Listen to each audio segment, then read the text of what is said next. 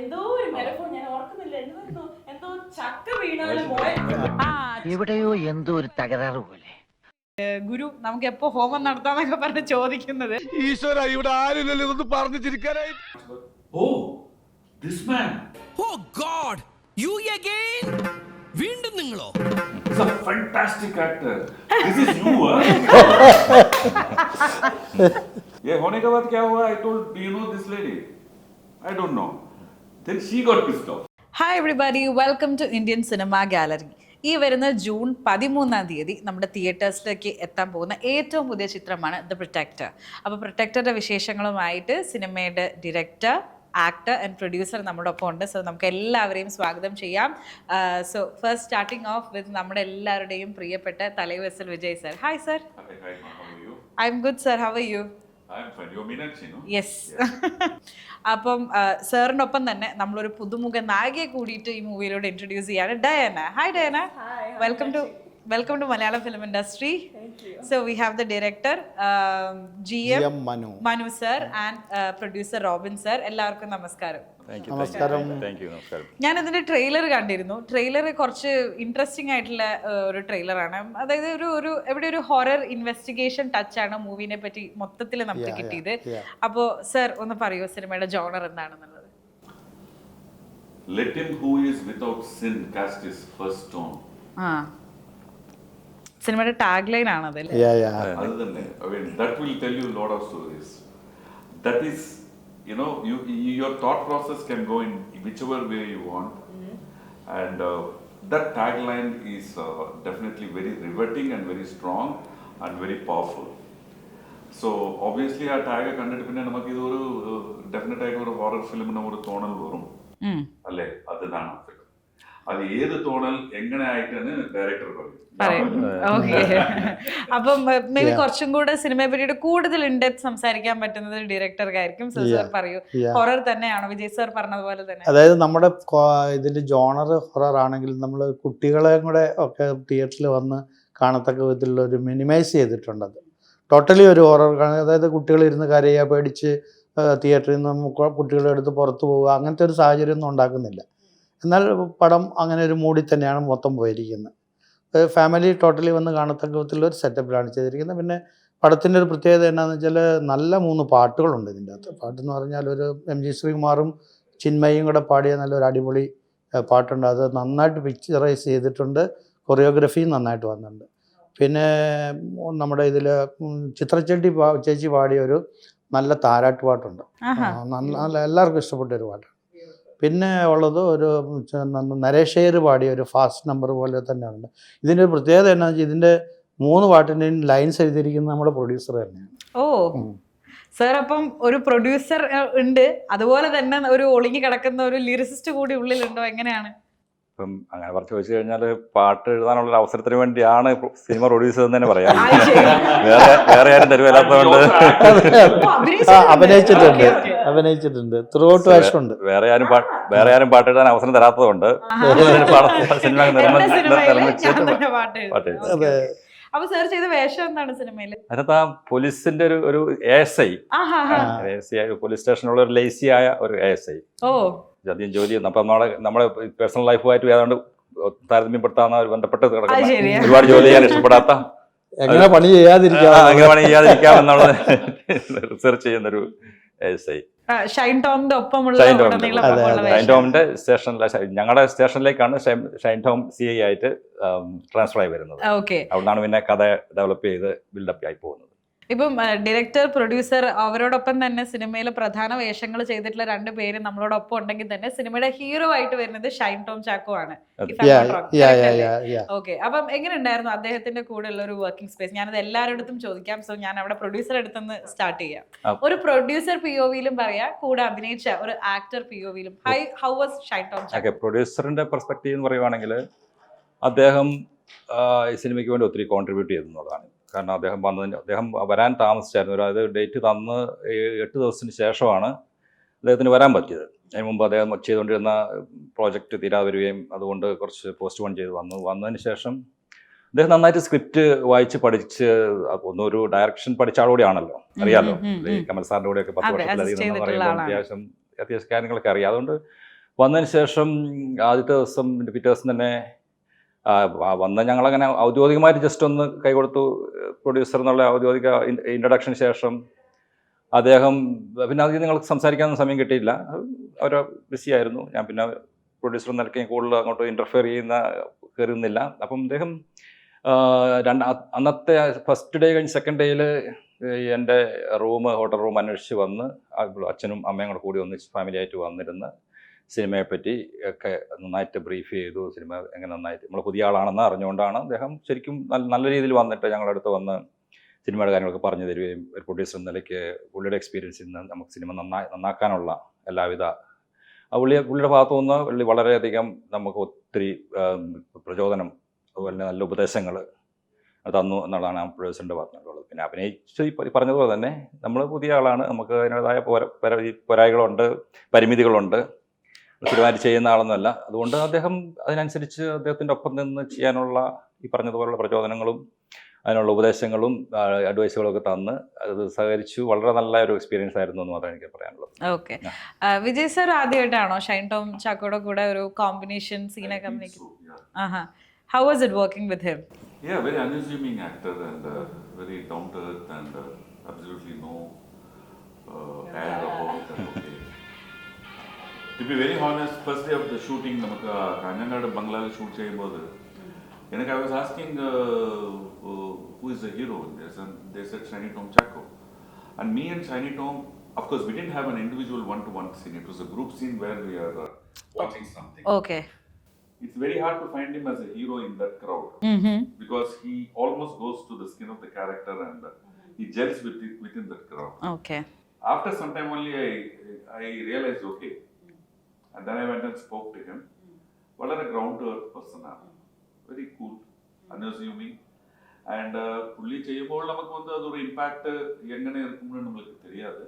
But only when you see it on screen. There are very few actors, where when they perform live, you'll feel like, ayyo, enda ingane cheyudu. But the impact will be better in the screen. But there are some people act cheyyumbodhu namakku adipoli angane thonum, but it will be different in the screen. So in that sense, this fellow has, this guy, Shiny Tom has a good presence of himself in the screen.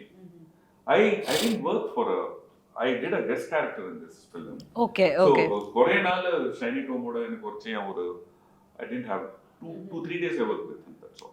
സാറിന്റെ character എന്താണ് അപ്പൊ മൂവിയില്? No. എന്താ? You watch it, no? ഓ ആണോ, suspense ആണോ? Horror ഫിലിമിന് interview ആണ്, നമ്മൾ character പറയുന്നില്ല. Assume villain ആയിരിക്കുമോ അറിയില്ല, മേ ബി. ഓക്കെ, ഇപ്പൊ സാർ പറഞ്ഞല്ലോ ചില ആക്ടേഴ്സിന്റെ നേരിട്ടുള്ള അഭിനയം കാണുമ്പോഴത്തേക്കും സ്ക്രീനിൽ തോന്നുമ്പോൾ നമുക്ക് ഭയങ്കര ഇതായിട്ട് തോന്നുന്നു. നേരെ മറിച്ച് നേരിട്ട് കണ്ടപ്പോൾ തന്നെ സാറിനെ ഭയങ്കരമായിട്ട് അത്ഭുതപ്പെടുത്തി കളഞ്ഞ ഏതെങ്കിലും ആക്ടേഴ്സ്? ഐ മീൻ ഒരുപാട് പേരുണ്ടാവും, you work with a lot of prominent actors. ആരായിരിക്കും പെട്ടെന്ന് മനസ്സിലേക്ക് വരുന്നത്? വൈ? Like നേരിട്ട് കണ്ടിട്ട് I worked with him in 2 films and he doesn't, you feel like he's just like that, he's going.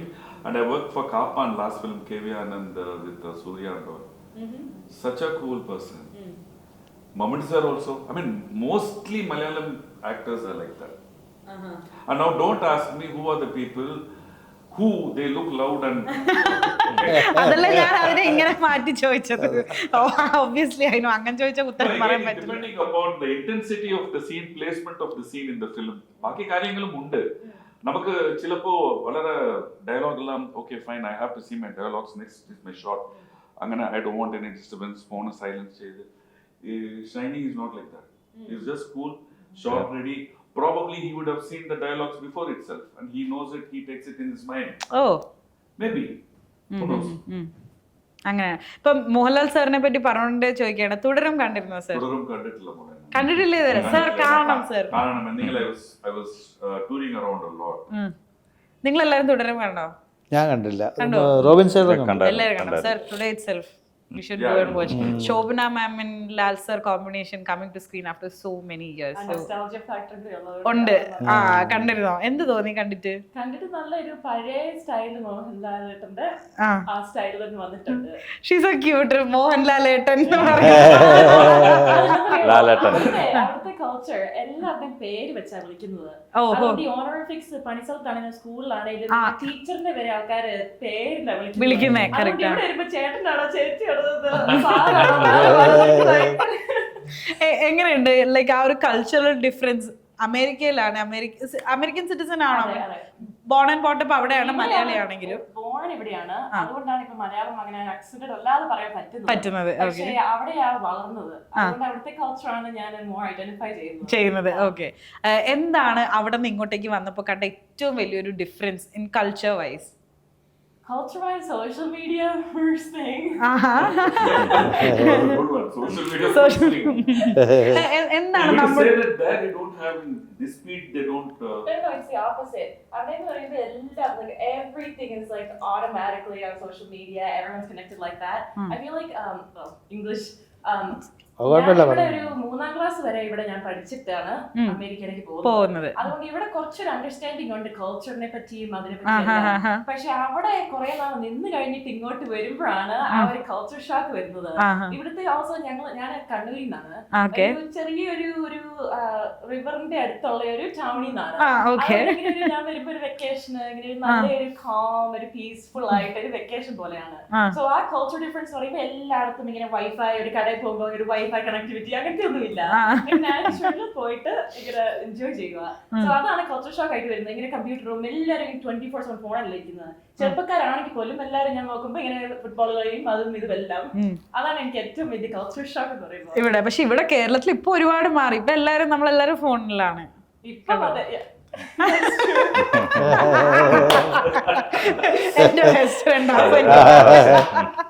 ഇവിടെ എല്ലാരും ഇപ്പൊ ഫോണില്ല. അപ്പം ആ ഒരു ചേഞ്ച് ആണ് ഏറ്റവും കൂടുതൽ തോന്നിയില്ല like social media wise. Social media വൈസും പിന്നെ ഈ ഡെലിവറി ആപ്സും അങ്ങനത്തെ അത് ടെക്നോളജി വൈസ് ആണ് ഞാൻ നോക്കിയിട്ട് ഏറ്റവും. ബിക്കോസ് കൾച്ചർ വൈസ് എനിക്കൊരു കുഴപ്പമില്ല. ഈ ഭക്ഷണവും അതൊന്നും കുഴപ്പമില്ല. ഇഷ്ടമാണ് ഇവിടുത്തെ ക്യൂസിനൊക്കെ ഇഷ്ടമാണ്. അത് ഇവിടുന്ന് പോയത് കൊണ്ട് ആ ഒരു നോർമൽ സ്റ്റെറിയോടിപ്പിക്കൽ ആയിട്ടുള്ള കൾച്ചർ ഷോക്ക് ഇല്ല. ടെക്നോളജിയുടെ അവിടെയൊക്കെ ആണെങ്കിൽ എന്ത് വേണേലും ഡെലിവറി ആക്കാം അന്നേരം തന്നെ എവിടെയാണെങ്കിലും. You know, it's so easy and fast. ഒരു സെക്കൻഡിനകം വന്നിട്ട് മേടിക്കുക. ഓഹോ, okay okay. I've never been to America, so I don't know. Okay, അതാണ് ഏറ്റവും മേജർ ആയിട്ട് ഇവിടെ തോന്നിയ ഡിഫറൻസ്. ഓക്കെ, ഇനി പറയൂ, അമേരിക്കയിലുള്ള ആൾ എങ്ങനെയാണ് മലയാളത്തിലെ ഒരു നായികയായിട്ട് വന്നത്? Tell me about that journey.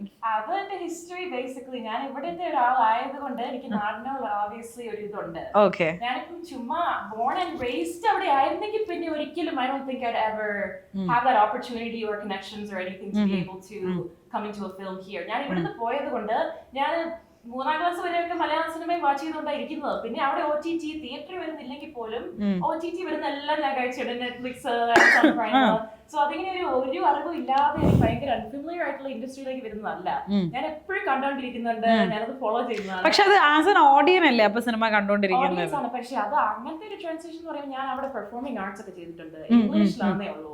So ആ ക്രാഫ്റ്റിന്റെ പെർഫോമിംഗ് ആർട്സിന്റെ ഫിലിമിൽ ആദ്യമാണ്.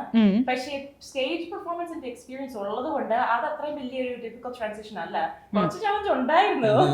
പിന്നെ അതിന്റെ ഇടയ്ക്ക് ലാംഗ്വേജിന്റെ പ്രശ്നം ഉള്ളത് കൊണ്ട് അതുണ്ടായിരുന്നു. പക്ഷെ അതൊക്കെ അഡ്ജസ്റ്റ് ചെയ്ത് നമ്മള് ഈ മനസ്സാറിന് ഇംഗ്ലീഷും പറയാൻ പറ്റുന്നതുകൊണ്ട് എനിക്ക് എന്തെങ്കിലും ഡൗട്ട് ഉണ്ടെങ്കിൽ അങ്ങോട്ട് പോയി ചോദിക്കും. മനസ്സാർ എങ്ങനെയാണ് നമ്മുടെ അമേരിക്കയിൽ നിന്നുള്ള ഈ സുന്ദരിയായ ഡയനെ ഈ സിനിമയിലേക്ക് കാസ്റ്റ് ചെയ്തത്? അല്ല, നമ്മുടെ ഈ റോബിൻ ചേട്ടനുമായിട്ട് നമുക്ക് അടുപ്പമുള്ളത് കൊണ്ടാണ് നമ്മൾ ഓൾറെഡി ഇങ്ങനെ ഒരു പ്ലാൻ വന്നപ്പോൾ ഒരു സജഷൻ വെച്ച് കഴിഞ്ഞപ്പോൾ അങ്ങനെയാണ് ഇങ്ങനെ ഒരാളുണ്ട് നമുക്കൊന്ന് ഇൻട്രൊഡ്യൂസ് ചെയ്ത് കൂടാന്ന് ചോദിച്ചു. അങ്ങനെയാണ് അതിലേക്ക് പോയത് നമ്മൾ സ്വാഭാവികമായിട്ടും. പിന്നെയെന്ന് വെച്ചാൽ നമ്മുടെ ഇതിന് ഓൾറെഡി ഒരു വെറൈറ്റി എന്തെങ്കിലും നമ്മൾ ഇപ്പം നിലവിൽ ഇവിടെയുള്ള ഒരാൾ അവരെ പരീക്ഷിക്കുക എന്നുള്ളതിനേക്കാളും നല്ലത് നമുക്കൊരു ന്യൂ ഫേസിനെ ഇൻട്രൊഡ്യൂസ് ചെയ്യുക എന്നുള്ളതാണ്. അപ്പോൾ ഇങ്ങനെ തിയേറ്ററിക്കൽ പെർഫോമൻസിനെ പറ്റിയൊക്കെ എനിക്കറിയാമായിരുന്നു. ഓൾറെഡി ഇങ്ങനെ ബാക്ക്ഗ്രൗണ്ട് ഉണ്ടെന്നുള്ളതും അറിയാമായിരുന്നു. പക്ഷെ നന്നായിട്ട് പെർഫോം ചെയ്തിട്ടുണ്ട്. ഇപ്പം നമ്മൾ പ്രതീക്ഷിച്ചതിനേക്കാളൊക്കെ വളരെ നല്ലൊരു ഔട്ട്പുട്ട് കാണുമ്പോൾ തന്നെ നമുക്കറിയാതെ. കാരണം ഇന്നും ഞാൻ നമ്മുടെ പാട്ട് സീനൊക്കെ ആലോചിക്കുമായിരുന്നു. നല്ല ഡൈനാമിക്കായിട്ട് ചെയ്തിട്ടുണ്ട്, നല്ല നാച്ചുറലായിട്ട് ചെയ്തിട്ടുണ്ട്. ഒരു മൂവിക്ക് പറ്റിയ എല്ലാവിധ പെർഫോമൻസും നമ്മൾ ഈവൻ ഡിജിറ്റൽ ഫോർമാറ്റിലാണ് ചെയ്യുന്നത് പോലും നമുക്ക് കൂടുതൽ ടൈം പോലും അതിന് പോയിട്ടില്ല. ഇത് ശരിയാണ്. ലൈക് പട്ടുപാവാടയും നമ്മുടെ ഈ നാട്ടിലുള്ള ഗ്രാമീണമായിട്ടുള്ള വേഷം ഇട്ടിട്ട് നമുക്ക് ഒട്ടും ഒരു വെസ്റ്റേണൈസ്ഡ് ആ ഒരു ചായയോ അല്ലെങ്കിൽ ആ ഒരു കൾച്ചറിന്റെ കാറ്റടിച്ച രീതിയിലുള്ള ഒന്നും തന്നെ നമുക്ക് തോന്നുന്നില്ല. എക്സാക്ട്ലി ഒരു ട്രഡീഷണൽ മല്ലു ടിപ്പിക്കൽ ഗേളിനെ കാണുന്ന പോലെ തന്നെ ഉണ്ടായിരുന്നു ലൈക് ട്രെയിലറിലെ സീൻസിൽ കാണാനായിട്ട്. അതൊക്കെ കുറെ മേക്കപ്പും സാധനവും എല്ലാം ഇത് സ്റ്റൈല്. പക്ഷെ എനിക്ക് ഇങ്ങനത്തെ ഈ ഹാഫ് സാരിയും അതും എല്ലാം ഭയങ്കര ഇഷ്ടമാണ്. ഞാൻ ചോദിച്ചായിരുന്നു മമ്മിയോടൊക്കെ ഇങ്ങനെ ചുമ്മാ ഇങ്ങനെ പുറത്തൊക്കെ ടൂറിനൊക്കെ പോകുമ്പോ ആൾക്കാർ അങ്ങനത്തെ ഒന്നും ഇടുന്നില്ലെന്ന്. എല്ലാവർക്കും ഇപ്പൊ ചുരിദാറൊക്കെ അല്ലേ, എനിക്ക് സെറ്റ് സാരിയും ഹാഫ് സാരിയും ഒക്കെ ഇടാൻ ഭയങ്കര. അതാ ഇന്റർവ്യൂവിൽ തന്നെ സൽവാർ ഇട്ടിട്ടാണ് വന്നിരിക്കുന്നത്. ഇഷ്ടമാണോ നമ്മുടെ മലയാളി കൾച്ചർ? സിനിമയിൽ അഭിനയിക്കുമെന്നല്ലേ? ഡയലോഗ്സ് ഒക്കെ പഠിക്കാനായിട്ട് പാടുണ്ടായിരുന്നു ഡയന? അത് കുറെ പാടുണ്ടായിരുന്നു. എനിക്ക് വായിക്കാനും എഴുതാനും മലയാളം അറിയില്ല. ഓക്കെ, അതുകൊണ്ട് അത് ഗൂഗിൾ ട്രാൻസ്ലേറ്ററോ അല്ലെങ്കിൽ മലയാളം അറിയുന്ന എന്റെ ഫാമിലി മമ്മിയോടോ ചോദിച്ചിട്ട് പറഞ്ഞിട്ട് പഠിച്ചിട്ടാണ്. അതുകൊണ്ട് കുറച്ച് ഡിഫിക്കൽട്ടി ഉണ്ടായിരുന്നു ഈ സെറ്റിൽ ആദ്യം വന്നപ്പം. ആൾസോ ഫണി സ്റ്റോറി, ആ ഫസ്റ്റ് വീക്കിൽ ആരും അറിഞ്ഞില്ല എനിക്ക് മലയാളം ഇങ്ങനെ വായിക്കാനും എഴുതാനും അങ്ങനെ. അതുകൊണ്ട് ആൾക്കാരൊക്കെ ഇങ്ങനെ ചുമ്മാ ക്രൂ ആൾക്കാരൊക്കെ ഇങ്ങനത്തെ ടെക്നിക്കൽ ടേംസ് ഒക്കെ ഇങ്ങനെ പറയുന്നു. ഞാൻ പിന്നെ എനിക്ക് അതെല്ലാം നിർത്തിയിട്ട് ഷൂട്ടിങ്ങിന്റെ ഒക്കെ ഇടയ്ക്ക് ആക്ച്വലി എനിക്കൊന്നും മനസ്സിലായിരുന്നു പറയാൻ പറ്റുമല്ലാത്തതുകൊണ്ട് അതൊക്കെ ഇങ്ങനെ ഒരു കോണ്ടെക്സ്റ്റ് വെച്ച് നോക്കിയിട്ട് മനസ്സിലാക്കി എടുത്തു. ബേസിക് അണ്ടർസ്റ്റാൻഡിങ് ഉള്ളതുകൊണ്ട്. പക്ഷെ ഒരു ദിവസം വന്നിട്ട് ഈ ഒരു dialogue on the spot change എന്തോ ഒരു മെലഫോൺ ഞാൻ ഓർക്കുന്നില്ല, എന്തോ ചക്ക വീണാലും ചക്ക വീണപ്പോ മൊയല് ചത്തുന്നു. പക്ഷെ ജാക്ക് ഫ്രൂട്ട്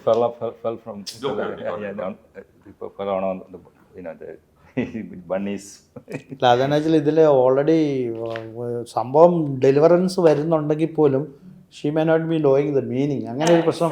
പക്ഷെ അത് ആദ്യം എനിക്ക് നോട്ടീസബിൾ ആയില്ല. എന്നോടൊരു പ്രാവശ്യം ഇങ്ങനെ ചോദിച്ചു ഇതെന്താ മീനിങ് എന്നുള്ളത് ചോദിച്ചു. അപ്പോഴാണ് ഇത് പെർഫോം ചെയ്യുന്നുണ്ടെങ്കിലും മീനിങ് അറിയാതെ പെർഫോം ചെയ്തു. പിന്നെ ഞാൻ ഓൾറെഡി ഇംഗ്ലീഷിൽ പറഞ്ഞു കൊടുത്തു പിന്നെ ചെയ്യിക്കുക. ഓക്കെ, ഡയനക്ക് വിജയ് സാറുമായിട്ട് കോമ്പിനേഷൻ ഉണ്ടോ? ഇല്ല. സാറിന്റെ റോളിനെ പറ്റി പറയുന്നില്ല, ഇവർക്ക് ആർക്കും കോമ്പിനേഷൻ. അപ്പൊ ഞാൻ ആകെ സ്റ്റക്ക് ആയിരിക്കുകയാണ്. ഇനി പ്രൊട്ടക്ടറിനെ കുറിച്ചിട്ട് സാറിന്റെ അടുത്ത് കൂടുതൽ എന്ത് ചോദിക്കും ഞാൻ? Dialogues. U watched any of his previous works before? ഇവരൊക്കെയാണ് കൂടെ അഭിനയിക്കുന്നത് എന്നറിയുമ്പോ? അത് ഇപ്പം പറഞ്ഞ Yugapurushan.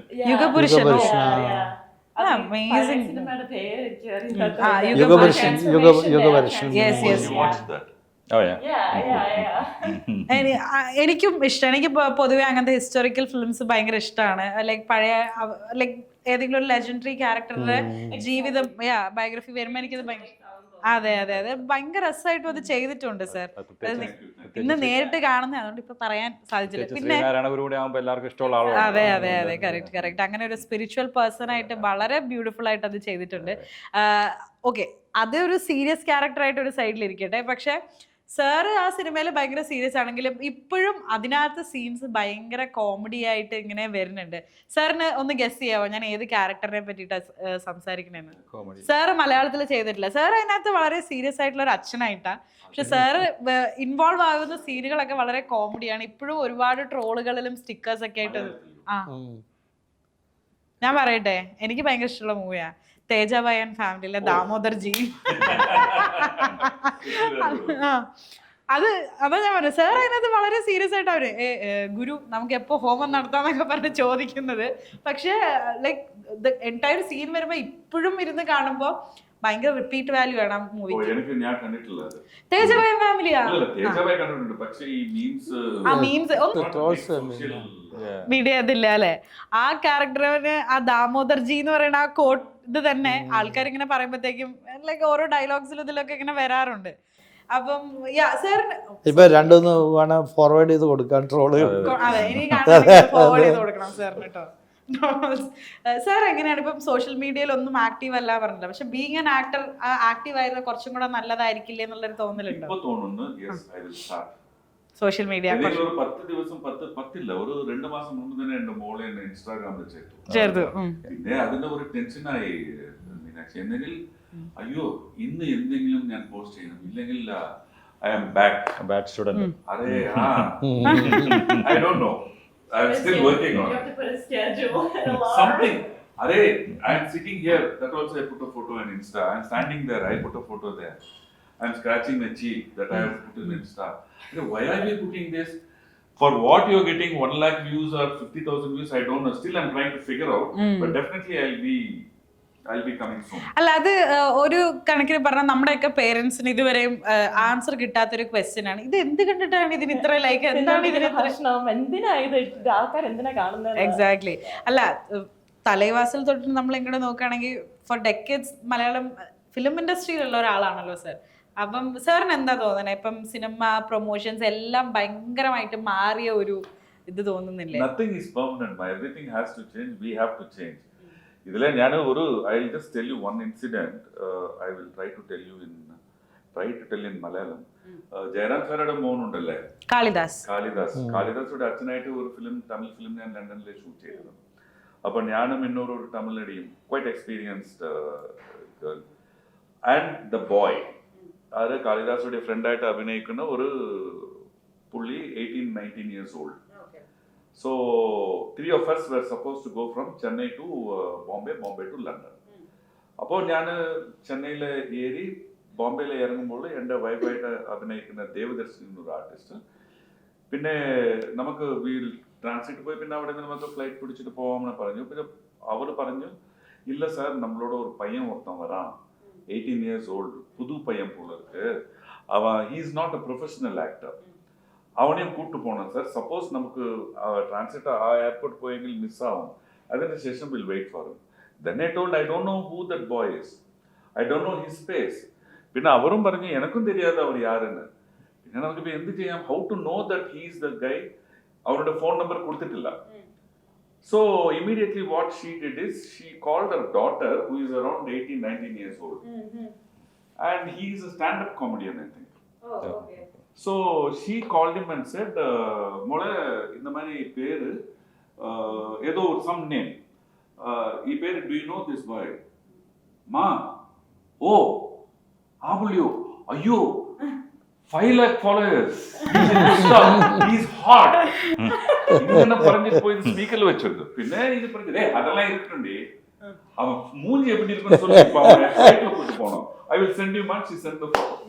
Fine. So she showed me the photo also. So flight in Jan first row or second row I was sitting. I came out first. I was seeing all the passengers coming out in that outside from the flight. Then I saw this boy. You know the typical 18-20-year-old boys, they have that sling bag with a cell phone like this coming. Yeah. He is coming. I saw him. I told my wife, "Hey, I think this is the boy." I said, "Okay, fine." As he was crossing, I said, "Hi, you're Pradeep." He looked at me, "Yeah." Oh. He's busy with this. Then I told, "You're coming to London?" "Yeah." Or rather, "You're going to London?" "Yeah." My kind of, 30 years in this cinema, 350 films, this guy is looking at me and he's ignoring you. Just he's ignoring me kind of feeling I got. But honestly, his emotions were clear and there was no camouflage. He's not acting. I was just thinking like, and you? He said, "See, I'm also going to London. മനസ്സിലായില്ലേ അപ്പൊ പുള്ളിക്ക്? പുള്ളിക്ക് എന്നെ മനസ്സിലായില്ല. ഇപ്പൊ എന്തായി 30 years in cinema and oh my god, state awards 3 state award, അങ്ങനെ award ഇങ്ങനെ അവാർഡ്, ഒരു 400 ഫിലിം, എന്താ ഇത് ഒരു ഫീലിംഗ് വന്നു. ഇമ്മീഡിയറ്റ് ആയിട്ട് നമ്മളുടെ ഏഷ്യൻ പെയിൻസ് ഉണ്ട്, പുള്ളി ഹാഫ് മലയാളിയാണ്. Okay, but he is around 19-20. Okay. I had my old Asian paints ad. പാണ്ഡൻ നായരുടെ പള്ളിയുടെ അങ്ങനെ ഒരു 4-5 ചെയ്തിട്ടില്ല. ഇമ്മീഡിയറ്റ് ആയത് അത് എടുത്ത്. ആൻഡ് ഇത് എടുക്കുമ്പോൾ I showed him, "Do you know this? Have you seen this ad?" You know what? He kept his phone and the phone വാങ്ങിച്ചപ്പോൾ, "Oh, this man is a fantastic actor. This is you, huh?" I got pissed off. And now this lady of mine, my wife, she's also a popular actress. I asked, and he said this and he's normal again. ये होने के बाद क्या हुआ? I told, "Do you know this lady?" "I don't know." Then she got pissed off. She is also in the industry. She's actually senior to me. Oh okay. She said, "Sir, even the number generation illa sir, you வேற planetல വേറെ universe இவனை விட்டுடுங்க, இவன் flight இல்ல, அவனே வந்துருவான் லண்டனுக்கு சொல்லிட்டு we went to London. To cut the story short, we reached in London, we checked in some Hilton hotel in central London or some place. Costumes എല്ലാം മുടി കഴിഞ്ഞു. പിന്നെ നെക്സ്റ്റ് ഡേ മോർണിംഗ് ഷൂട്ടിംഗ് പോകണം. അപ്പോൾ 4th ഫ്ലോറിൽ നിന്ന് ഞാൻ കീഴെ ഇറങ്ങിയിട്ട് വരുന്നുണ്ട്. ഇവൻ 1st ഫ്ലോറിൽ നിന്ന് ജോയിൻ ആയി. Hi sir, hi, how are U? Yeah fine. പുള്ളി പറഞ്ഞിട്ടില്ല ഏത് ക്യാരക്ടർ ചെയ്യുന്നു, എത്ര ദിവസം ഉണ്ടു, ഒന്നും പറഞ്ഞിട്ടില്ല. Always on phone. പിന്നെ ഇറങ്ങി we go to the restaurant to have breakfast and then go to the shooting spot. Restaurant പോകുമ്പോൾ അവിടെ ഒരു 50-60 people. They are a group of tourists from Tamil Nadu who are generally retired, around 58-60, husband and wife. SOTC travels, they have booked a Europe trip or something, they have come there. All 50, 55, 60, that range. I enter the restaurant, 1 or 2 people saw me, hey, Thalaivar Vijay. The whole group came. The whole group took selfie with me. This boy, no one took selfie, nothing. I got confused. No, where is the wrong? Where is the mistake? Am I not in social media is a mistake? Or this boy doesn't know about the senior actors or the senior people in which profession he is working is a mistake. Both the sides it's there. Am I right or wrong? Correct, sir. I think even I have to get into the social media, but unfortunately, no, we are from a different school. We have come from the grassroots and we are not used to this technology as easily as you can adopt. yeah, true. That's what I wanted to say. ഞാൻ അതിൽ agri ചെയ്യും. കാരണം എൻ്റെ അച്ഛനും വീട്ടിൽ എപ്പോഴും ഉണ്ടാവുന്ന ഒരു കോൺഫ്ലിക്റ്റ് ആയത്. അപ്പം ഇതിൽ സാർ പറഞ്ഞതും കൂടെ കേട്ടിട്ട് എനിക്ക് തോന്നുന്നത് നമ്മുടെയൊക്കെ ജനറേഷൻ കുറച്ചും കൂടെ ഇവർ പറയുന്ന കാര്യങ്ങളും പഴമയെ പറ്റിയിട്ട് പഠിക്കാനും പറ്റണം. വേറെ ഇവർ കുറച്ചും കൂടെ ടെക്നോളജിക്കലി അഡ്വാൻസ് ആയ ഒരു കണക്ഷൻ ഈസി ആകുമെന്ന് I feel. You have to change, yeah. Exactly. Alright. So coming back to protector, എങ്ങനെ ഉണ്ടായിരുന്നു ഈ ഒരു മൂവിയിൽ ഓൾ ടുഗെദർ വർക്ക് ചെയ്തൊരു experience? With the producer like this gentleman and a director, such a soft-spoken person and beautiful girl. And I honestly felt that though I worked only for 5-6 days, it was the memories will be etched in my Oh, beautiful. Thank you. And I only pray and wish that this movie rocks in theaters. And we will work soon again. I'll be looking forward to. Yeah, Diana. Very soft man, very soft man. And you cannot ask for anything more. I mean, like he keeps you so comfortable that you are comfortable, that's all. Yes, Diana, you want to add something to what he same, said? basically. ആദ്യത്തെ ആ first വീക്കിലത്തെ confusion കഴിഞ്ഞ പിന്നെ I feel like everyone was, you feel comfortable on set. അതാ main ആയിട്ട്. മറ്റേ soft spoken director ആരെങ്കിലും തെറി കുറച്ചിട്ടില്ല, ലാംഗ്വേജിന്റെ issue ഉണ്ടെങ്കിൽ എനിക്ക് എന്ത് ക്വസ്റ്റൻ ഉണ്ടെങ്കിലും I can go ask him. So I felt comfortable on set even though like മൊത്തം അണ്ടർസ്റ്റാൻഡ് ചെയ്തില്ലെങ്കിൽ പോലും. അതാണ് I think the most important thing. ഒരു കംഫർട്ടബിൾ ആയിട്ട് നമുക്ക് നമ്മുടെ ചെയ്യുന്നത് ഏറ്റവും ബെസ്റ്റ് വേർഷൻ ആയിട്ട് ചെയ്യാൻ പറ്റുന്ന ഒരു ഓപ്പർച്യൂണിറ്റിയും ഒരു എൻവയറൺമെന്റ് ആക്കുക. അതാണ്. So it was awesome. It was amazing working with all these people. ഞാനിപ്പോൾ ചെറിയൊരു ടാസ്ക് തന്നെ ഇങ്ങനെ ചെയ്യാൻ പറ്റുമോ? അതായത് സിനിമയിൽ മലയാളത്തിൽ നല്ല ശുദ്ധ മലയാളത്തിൽ പറഞ്ഞ ഏതെങ്കിലും ഒരു ഡയലോഗ് നമുക്ക് വേണ്ടിയിട്ടൊന്ന് പറയാൻ പറ്റുമോ?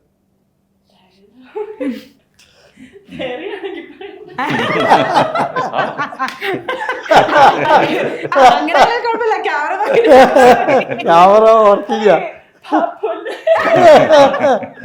അത് അത്ര സോഫ്റ്റ് തെറിയ, അതുകൊണ്ട് കുഴപ്പമില്ല. എന്തൊക്കെയാണ് മലയാളത്തില് പഠിച്ചിട്ടുള്ള വാക്കുകൾ?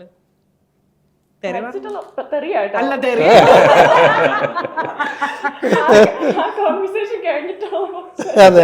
ക്യാമറ ഓഫ് ചെയ്തതിനു ശേഷം ടാസ്ക് കഴിഞ്ഞിട്ടാ.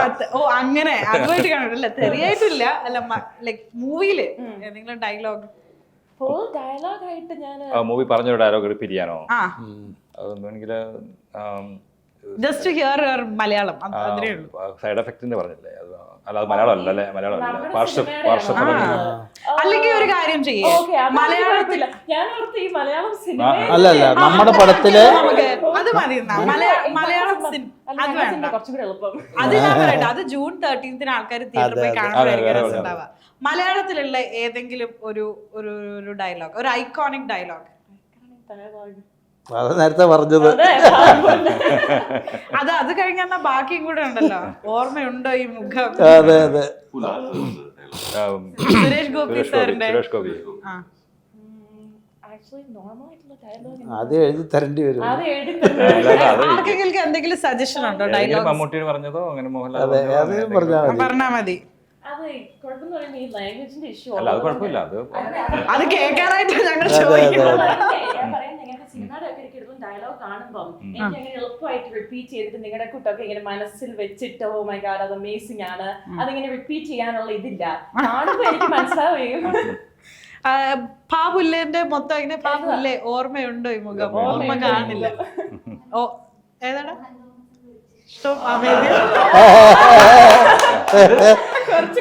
തോമസിന്റെ ഉച്ചിഷ്ടവും അമേദ്യവും 4 നേരം വെട്ടി അല്ല വെട്ടി വീഴ. അത് വേണോ അല്ലേ? അത് ഇടയ്ക്ക് വെച്ച് റോളിങ് നിർത്തേണ്ടി വരും ചിലപ്പോ. നോർമൽ ആയിട്ടുള്ള ഡയലോഗ് ആണെങ്കിൽ പറയാം. ഇത്തിരി കൂടെ എളുപ്പമുള്ള ഡയലോഗ്. അതെ അതെ. നമ്മുടെ സിനിമയില് പാടുന്നോ? എന്നൊരു പാട്ടായി. 2 ലൈൻ പാടിയാ മതി പാട്ടിന്റെ. ആലുവ പുഴയുടെ തീരത്ത് ആരോരുമില്ല നേരത്ത് തന്നനം തെന്നി തെന്നി തേടി വന്നൊരു മാർഗവിക്കാറ്റ് മാർഗഴി. കറക്റ്റാ? ഒന്നും കൂടെ ആക്കണോ? അത് കട്ട് ചെയ്താൽ മതി പറ്റുന്ന സെക്ഷൻ. അതെ അതെ പഞ്ച് ചെയ്തെടുത്താ മതി. ഓക്കെ. പറയാതെ പള്ളിയിൽ വെച്ച് ആ സെക്ഷൻ. അതെ. പറയാതെ പള്ളിയിൽ വെച്ച് കരളിൽ കേറി ഒളിച്ചവളെ പതിവായി പല പല വട്ടം മനസ്സിൽ ചൂളമടിച്ചവളെ.